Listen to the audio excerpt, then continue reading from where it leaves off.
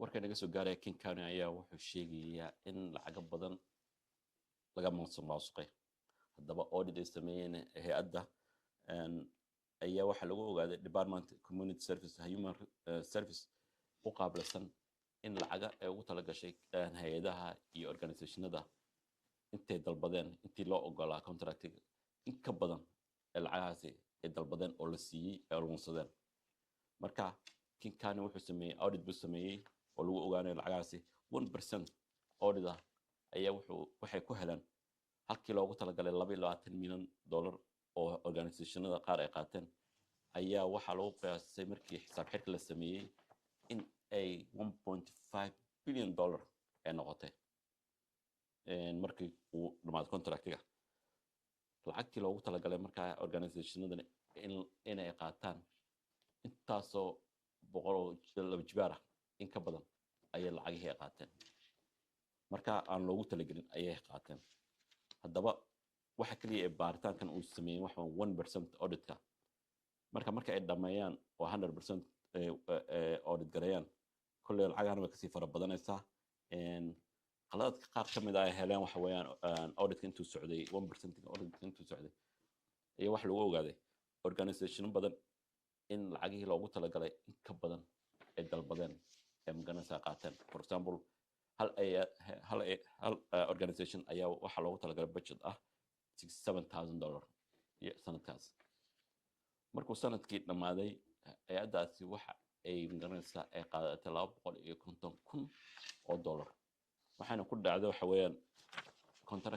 contractigii ay qorteen markii hore ay wax ka bedeleen rasiidadii wax ka bedeleen waxay sii hayr-gareeyeen subcontractor fara badan oo lacagaha ay sii jireen marka King County wuxuu ogaaday lacagihii ee dadka ugu talagaleen organisationadan iyagana inay subcontractor badan ay lahaayeen oo lacag ay ku siin jireen ay kaga bixi jireen maganaysaa oo wixii loogu talagalay wax ka badan qaar rasiidada wax ka bedelay ayaa jira qaar contractiyada wax ka bedelay jira marka uu contractigii maganaysaa oo lacagii loogu talagalay qaar ka badan ay dalbadeen marka 359 guarantee oo lacaga la siiyey in 2024 ayaa DCHS ayaa waxay ku ogaatay 1% kuwaas in maganaysaa in ay si sharciya u mareen organisationadaasi wixii loogu talagalay in badidooda ay garab mareen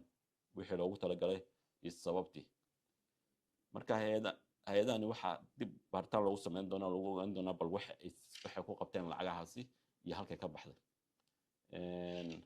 dad badan baa markaa cabasho muujiyey oona ogeyn organisationadan lacagaha qaataan iyo qaabkay u baxdo marka King County hadda wuxuu awoodda saaraya waxa weeye lacagta iyaga ay ugu talagaleen iyo lacagta ay bixiyeen inay aad u kala duwan tahay weli baaritaankii ugu socdaa baaritaankan marka Seattle Times ayaa waxay qortay lacagaha musuqmaasuqa lagu lunsaday inuu weli hadda uu cagacageynayo uu marayo $1.5 billion oo musuqmaasuqa laga xaday madadhowe 2022 ilaa hadda 2024 ayaa waxaan la sameeyay budgetkan lagu ogaaday in